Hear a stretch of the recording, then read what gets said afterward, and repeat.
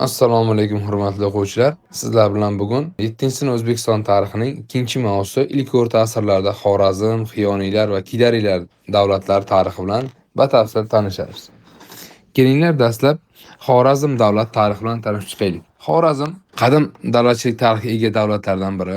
Xorazm aslida davlatchilik miloddan avvalgi 7-asrlarda boshlangan, ammo zamonlar o'tib ushbu davlatlar qulagan, yangi sulolalar kelgan va ilk o'rta asrlarga kelib, Xorazm diyori aslida qanaq davlatning siyosiy ta'sirida edi. Qanaq davlatdan ajralib chiqib, unga mahalliy sulolalardan biri Afrag'iylar sulolasiga mansub shohlar 3-asr o'rtalaridan Xorazm davlat poytaxtini Tuproqqal'ani o'zlariga markaz qilib tanlab, mustaqil siyosat yurita boshladilar. Tuproqqal'a bu Qoraqalpog'istonning Ellikqal'a tumanida joylashgan qadimgi shahar xarobasi, hozir ham mavjud Tuproqqal'a deb nomlanadi. O'sha paytda ham davlat poytaxti Tuproqqal'a bo'lib xizmat qilgan. Milodiy 305-yilda Xorazmshoh Afriq o'z qarorgohini Xorazmning qadimgi Kat shahriga ko'chiradi va Kat shahrida o'ziga saroy qurdiradi va ushbu yilda esa o'z nomidan tanga pullarini ham zarb qildiradi. Tangalarda shoh surati va orqasida suvoriy tasvirlari tasvirlangan bo'lgan. Kumush tangalarning zarb etilishi mamlakatning ichki va tashqi savdo mustahkamligidan dalolat beradi. Hukmdorlar Xorazmshohlar unvoni bilan ulug'lanishgan.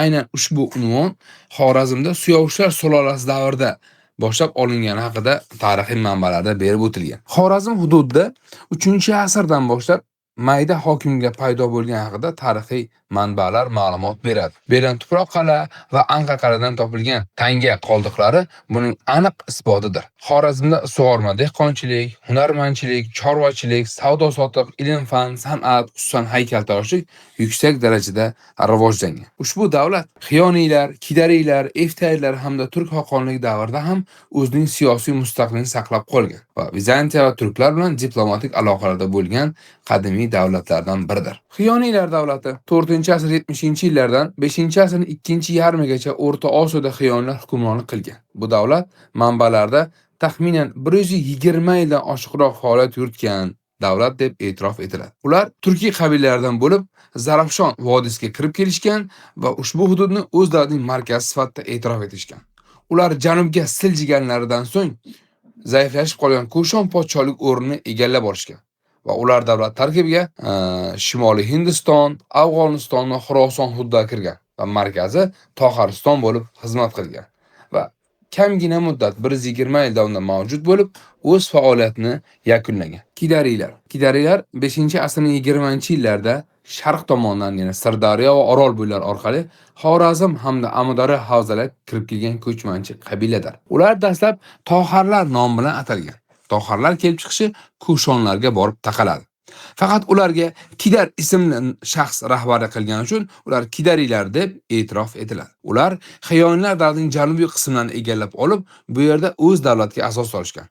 Balx shahrini esa o'z davlatining poytaxtiga aylantirishgan. Ammo 456-yilda Kidariylar va Sosoniylar o'rtasida to'qnashuv kelib chiqadi. Bu to'qnashuvda Kidariylar mag'lubiyatga uchraydi, yengiladi va bir ozdan so'ng Kidariylar ko'chmanchi Eftallar bilan ham to'qnashadi va ular zaiflashib qolgandan so'ng Shimoliy Hindistonga chekinishga majbur bo'ladi. O'sha hududda ham Shimoliy Hindiston hududida ham ular o'zlaricha mustaqil davlat tuzishadi va bu yerda ham 75 yil hukmronlik qilishadi. Kidarlar haqida qisqacha fikrlarimiz shulardan iborat edi. Sizlar bilan biz bugun 3 ta davlat, Xorazm, Xiyoniylar, Kidariylar davlat tarixi bilan qisqacha tanishib oldik. E'tiboringiz uchun rahmat. Keyingi mavzuda ko'rishguncha xayr.